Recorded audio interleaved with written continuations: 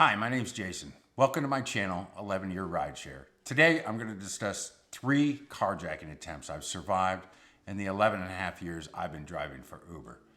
I drive in Phoenix, Arizona. Phoenix, Arizona is the 5th largest city in the United States. I'm one of those drivers that primarily drives at night. I prefer driving at night. I'm a night owl. Oftentimes, you'll find drivers that do exactly the opposite. The sun goes down, they go home. Not me. I like to go out at night. Phoenix, like any other city, has high crime areas, it has low crime areas. Surprisingly, the 2 worst rides I've ever experienced both originated in very nice areas of the city. It doesn't really matter where you're at, it could happen anytime. In this video, I'm going to describe 3 stories where I got away. These stories couldn't be described as anything other than a carjacking attempt. After that, I'll give you some additional information and stories about rides that were really questionable. And then I'll follow up with a couple tips and tricks of how I try to keep myself safe. And like I said, try to keep myself safe. One thing you can't do is you can't control other people. This is one of those videos I hope my wife doesn't see. So let's move on. Let's get into the first story. This is a crazy situation. One evening, I was in what's considered one of the nicest areas in the Phoenix metropolitan area. Now let me set the stage. Now normally if somebody gets in my car, often they approach from the rear, they enter the back seat, and I don't really get to see them. It's weird for me to turn around and look at people, especially if it's a woman or a lady. It would be creepy for me to turn and look at them.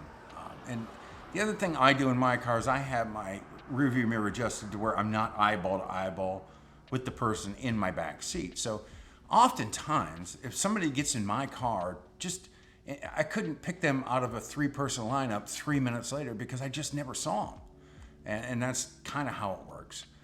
But in this particular instance, the gentleman who did get in my car approached me from the front. So I did get a chance to see him. If I had to describe him, I'd say he was mid-30s. Slick blonde hair. The guy was dressed very nice. I mean, I would say he looked like an Ivy League graduate. You just never would have thought anything about this guy.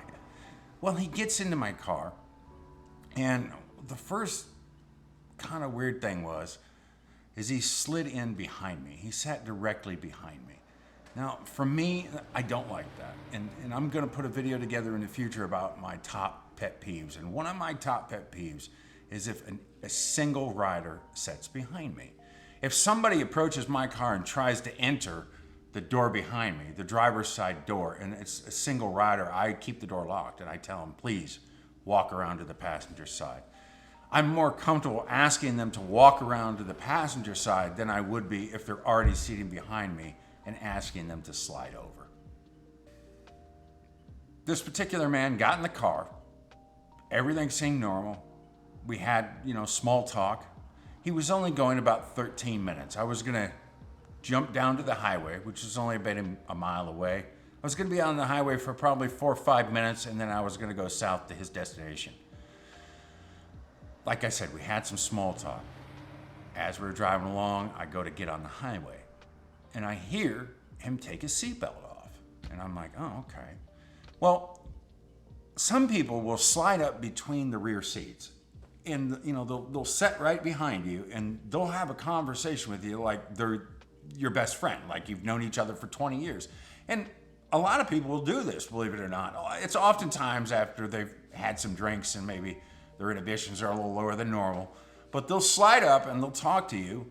And I mean, young women will do it, older women will do it, men, everybody will do this on occasion. And that's what this particular gentleman did. He basically took his seatbelt off, came up behind me, so I'd say his head was probably about right here, between the seats. Now at that time, I had my chin beard a lot longer. I probably looked a little rougher than I do today. And he comes up between the seats, he says, hey man, can I ask you a question? I said, yeah, what's that? He says, I want to know what kind of trouble you've gotten into.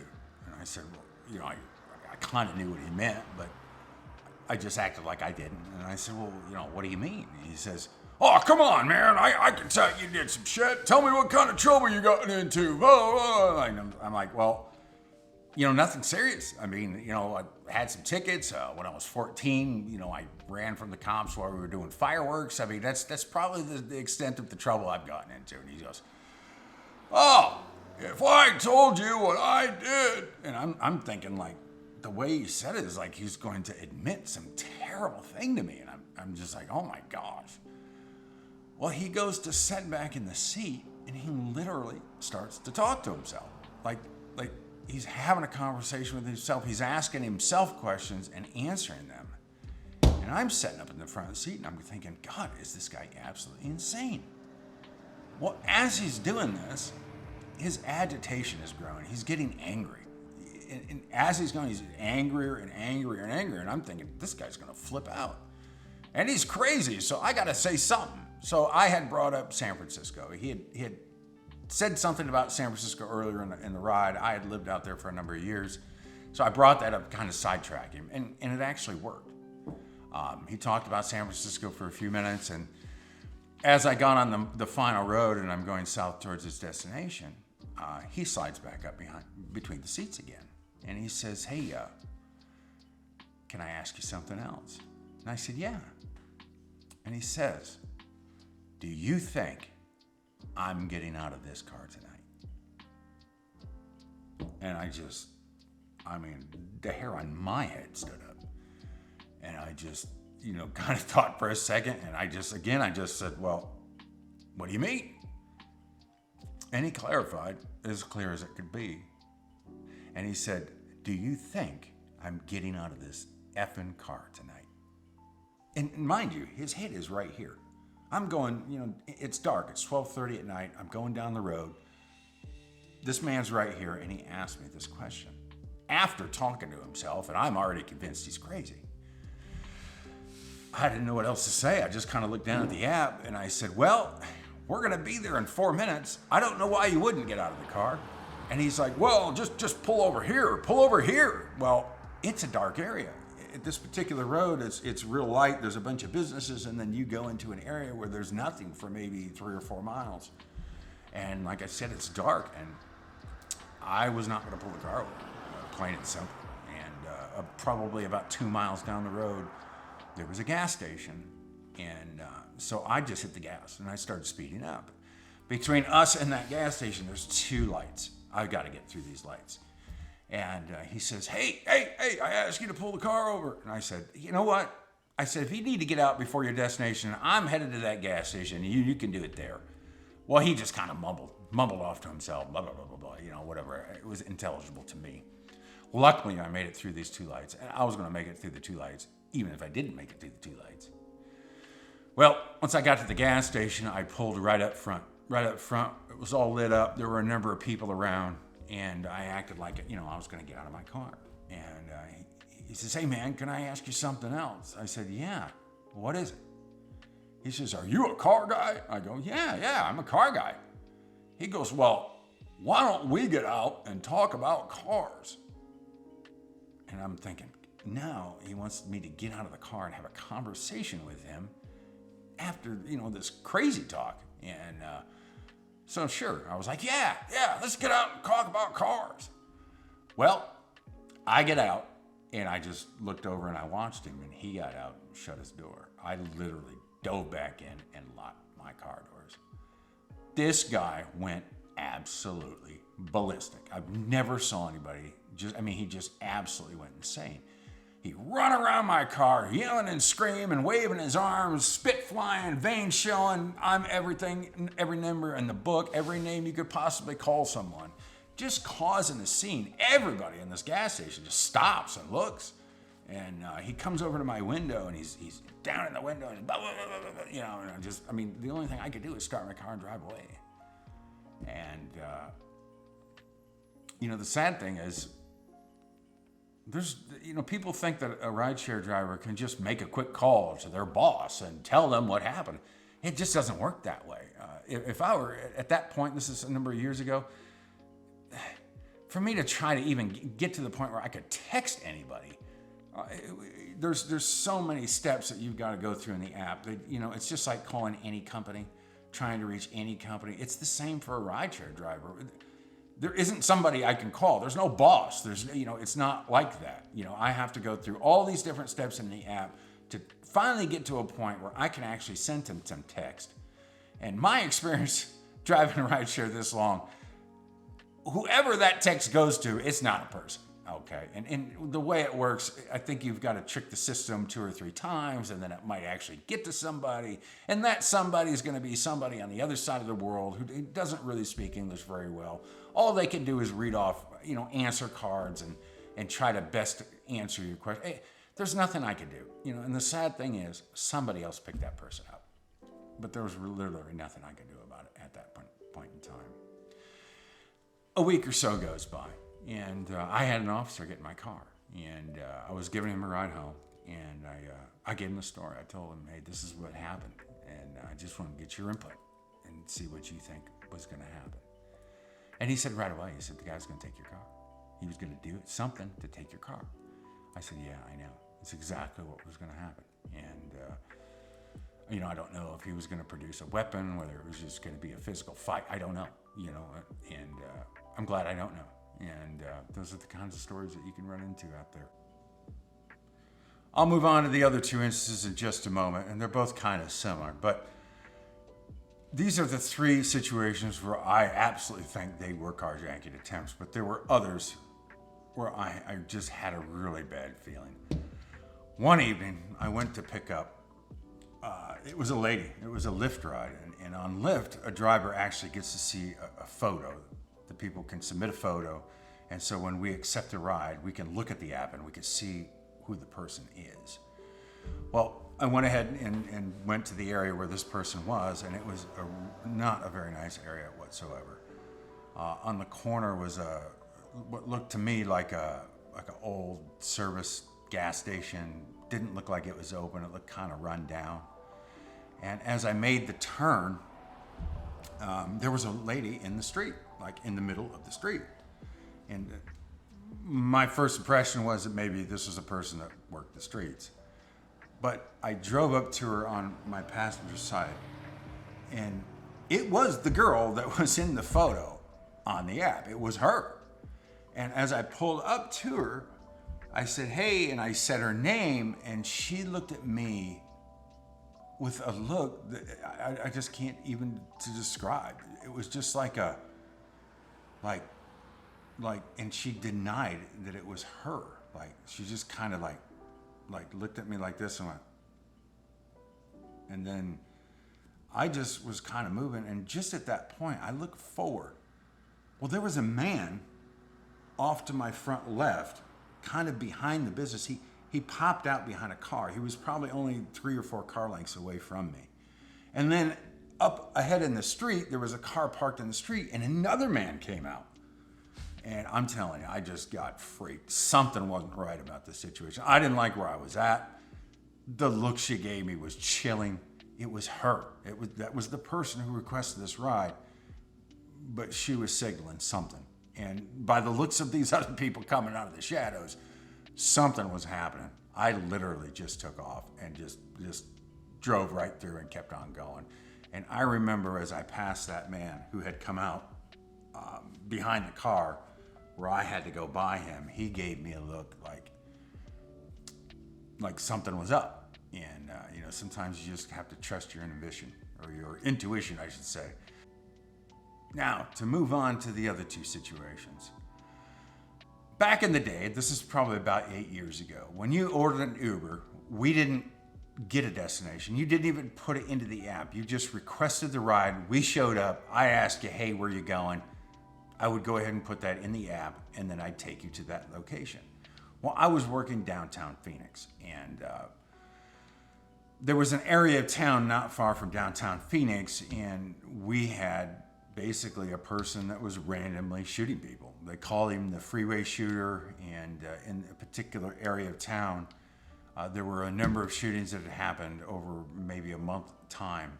I know that he had shot like a father and a daughter in their driveway. Somebody else had been shot as well.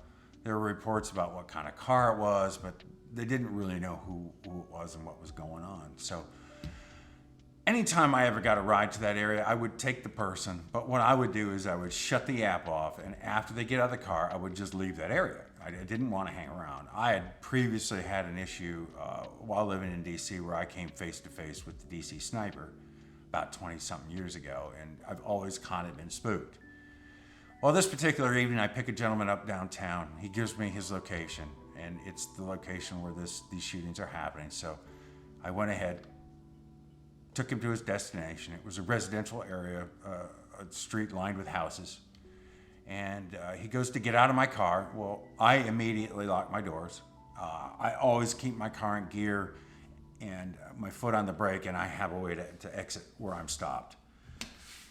Well, after he had gotten out of the car, I was sitting there maybe just 10 to 15 seconds, and I had opened up my app and opened up the map to kind of figure out how I was going to get out of there.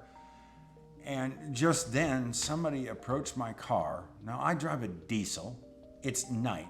There's a ton of lights in my car. There's no way that anybody who approached that car knew I was in the car. They approached my car and tried to open up my driver's side door. All of a sudden I hear a chink, chink, chink like that, and I look up, and all I could see is somebody was standing there outside of my door trying to open my door, and luckily I could just take my foot off the brake and hit the gas, and I pulled away. But, if you ever go on YouTube and see carjacking situations, it always starts with them walking up and opening the door. If somebody opens your door, you're in a terrible position. You're in a seated position. You're likely going to have a weapon. They're going to have a weapon. They're not going to open up the door and hand you a $20 bill or a bouquet of flowers. There's a specific reason somebody would do that. I wouldn't think of opening up somebody's door. That's a very dangerous situation. You get popped for doing something like that. So, what was that going on? It had to be a carjacking. There's just no other way around it. And then again, in this same area, this is a couple of years later, the shooting guy had been resolved. I think it had been resolved. I don't know even what had ever happened with that. But anyway, another night, I had went into kind of the same area. I had went into a QT, which is a gas station that we have here, and I had bought myself something to eat. Well, I left. I backed out of one of the front parking spaces that faced the front door, and I had pulled off to the side of the driveway, or the side of the parking lot where I could see the exit, but I was kind of off to the side. I had stopped to open up a package that I had got, something I was going to eat. And again, somebody approached my car and tried to open up my driver's side door while I was in the car idling. My car's a diesel. It's lit up. There's no chance that guy didn't know I was in the vehicle. And it could only be described as a carjacking. I don't understand why anybody would ever do that. If you walk up to a car and try to open their door, especially in Arizona, it's a lot like Texas, you're going to find some trouble. You opened up 3 or 4 doors like that, you might not make it through one of those. So, like I said, it wasn't going to hand me a $20 bill. Wasn't going to give me a bouquet of flowers or ask me for directions. You just don't do it that way.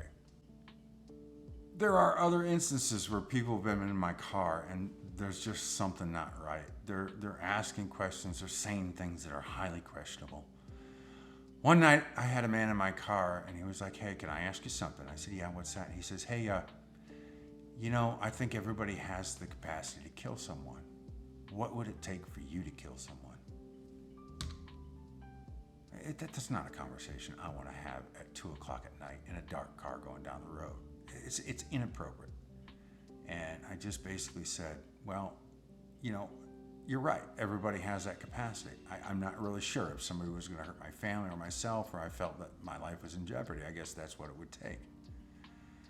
This guy proceeded to go on and on and on. And then later in the conversation, he's like, "Oh, you don't have a camera in your car, do you?" And at that time, unfortunately, I had left it home. And I said, "Well, I normally do. Tonight I don't. Normally it's highly visible for everyone to see." And he just it's question after question, and it's just like, God, what is this guy gonna do? And but to ask somebody, what would it take, to kill someone? And it's just, I don't know if they're right in the head as to why you would ask somebody those types of questions. And the way he spoke, he kind of spoke in a whisper. It was just creepy. God, it was creepy. Sometimes the best course of action is just to match crazy with crazy. I've been in that situation. I've had people getting in my car and they're asking what has to be probing questions. They're trying to figure out who you are and how you're going to react. And the best way to answer some of those questions is keep them guessing. Say things that throw them off. Let me go over a couple of things I've done in the past and I'll continue to do to try to keep myself safe. And like I said, try to keep myself safe. You can't control other people. If you work in a top 20 city, it's not if these things are going to happen, it's when. And the first thing I would say is lock your doors. When I got my car that I drive today, it's a 2015. I replaced a 2012, nearly an identical car. But when I got the car I drive today, I noticed right away that the automatic locks it wasn't happening. It wasn't locking the doors. Well, it was the same model, but for some reason it just wasn't set as default on my particular vehicle. Normally in a Volkswagen, when you drive 6 miles per hour, it'll lock all your doors if you forgot to lock them. Well, this particular car wasn't doing it. I actually had to go through the sub-menu, in the dashboard to figure out how to get that turned on and activated. And I did that.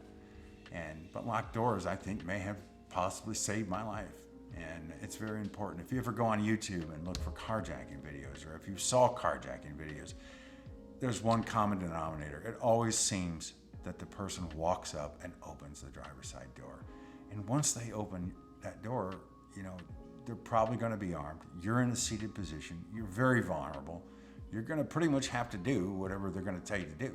And you just don't want to be in that situation. So lock your doors. When you make a stop, you always leave your car in gear, foot on the brake, and a way to exit the situation. You just never know. On my particular vehicle, I don't have any bright lights to say I'm an Uber driver. I don't have my phone up in the window so everybody else around me knows I'm an Uber driver. If somebody wants to carjack a car, they don't want to carjack their neighbor. If you're advertising that you're somebody from outside of the neighborhood, it's going to more likely make you a target. So if you see my car on the street, I have a very nondescript old sign in the window that's taped from the inside. It's the old U, the original Rideshare Uber sign. That's the only sign in my car that lets you know I'm driving an Uber. And once again, as I described before, if you pull up to a scene and it just doesn't look right, leave. Don't second guess yourself. You're looking around, some things are suspicious, you got a bad feeling, hit the gas and go. In my time of driving, in 11 years and a half, I've actually been approached in my vehicle with people who are armed, that have visible guns by their side. One time, it was up in a really nice area of town, and it was a circle driveway. It was late at night. I had a request there. So I pulled up into the circle driveway, something I do not do at this point any longer. I'll stay outside of the driveway, and when I see some movement, I'll pull in, but I will not pull into a circle driveway any longer. I don't care how nice the neighborhood is. But this particular evening, I pulled up, and as I sat there, a man came out, and I could clearly see on his hand he was holding a pistol. And he walked up to my car, and he said, "Hey, how can I help you?" I said, "Yeah, I'm an Uber driver. I'm here to pick up so-and-so." He's like, "Well, nobody ordered an Uber here." And then I said, "Oh, no, wait a minute." And then I looked at the name, and I did give him the actual name, and he says, "Oh, okay." But he's still like really suspicious with a gun in his hand. And then luckily, the person I was picking up, I guess, rented maybe a casita in the backyard or whatever, and had come from around side of the home and come up to me. The second time, I was in an area of town I don't normally go. It was late at night. I was looking to get a ride that was going to take me toward home. And I got a ride, and I was happy to get one. So as I went down, it was in a residential area, I had to take a left into this street, into a residential street. And as I made that turn, there was a lot of cars and people walking on the street. It looked like maybe a house party or something was going on. And so as I was coming down the street, all of a sudden, all these people started running, and they're running past my car. And I'm like, oh my God, what is going on? As I'm driving forward, there's a car that's in the other lane. I can't go. And then there's another car like stuck out of a driveway. So I'm stuck. And these people are running in a panic past my car. I can't move. I can't back out of the situation. The cars were just too tight. So eventually the car in front of me pulled into a driveway. And just at that moment, 3 men were in the roadway on the side of the road approaching my car, probably 2 or 3 car lengths away. And I looked down and you could see a silver pistol in the man who was furthest out in the road. Well, as I'm looking at him, my camera in the window is like right here. So I'm looking right past his camera and he's looking right at me. And he does this flex thing, like a, hey, motherfucker. And I don't know what he said to me. I couldn't hear it. It was through the window. But he basically did this flex thing like, I don't know if he thinks I'm going to run him over or he's just trying to challenge me or he felt tough because he had a pistol in his hand.